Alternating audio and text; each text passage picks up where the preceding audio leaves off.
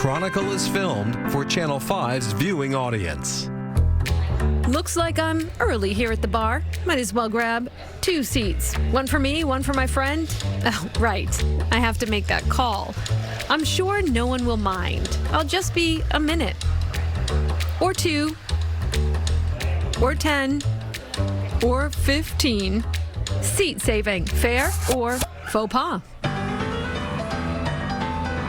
Founded in 1969 as the Bull and Finch Pub, Cheers is where everybody knows your name. But does everybody know proper etiquette when it comes to staking out a stool? We put it to a professional, bartender and manager, Ryan Miller.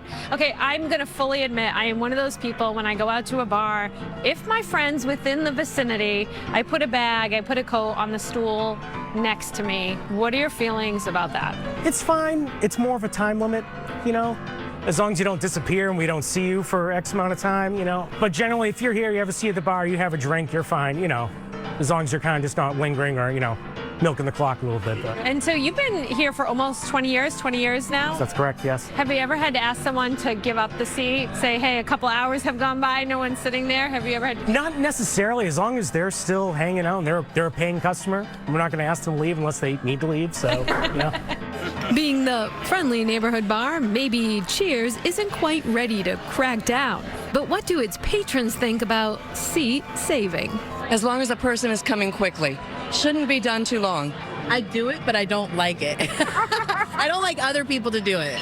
But how long do you think is an appropriate amount of time? I would say 10 minutes or less.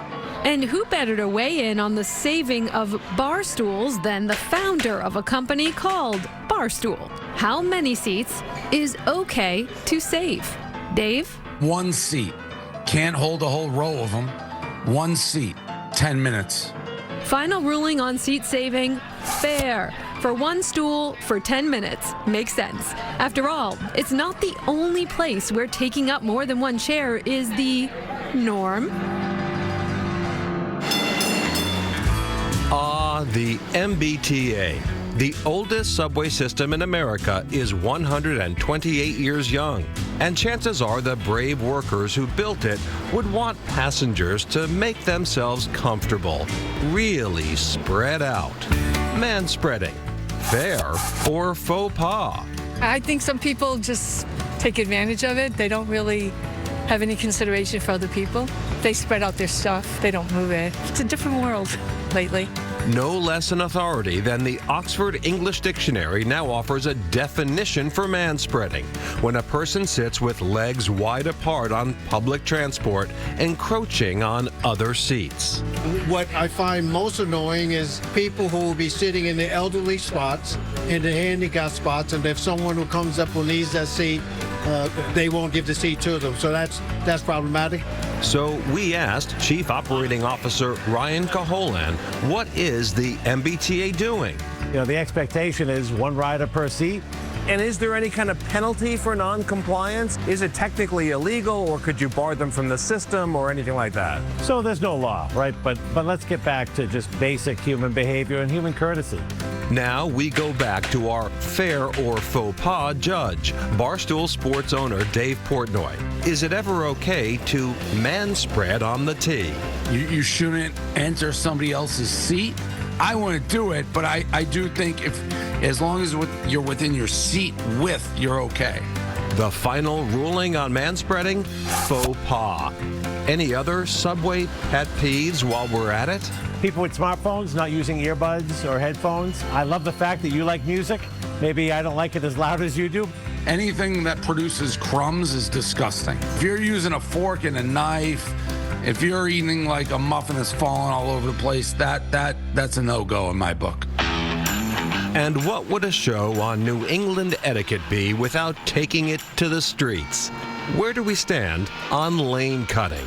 One area that we do see a significant amount of lane cutting is the intersection or the off-ramp for Storrow Drive in North Station. A lot of times it's getting backed up going onto Storrow Drive, so people will go down the North Station exit, and they'll stay to the right, but in the very last second they will cut back over into the lane of travel.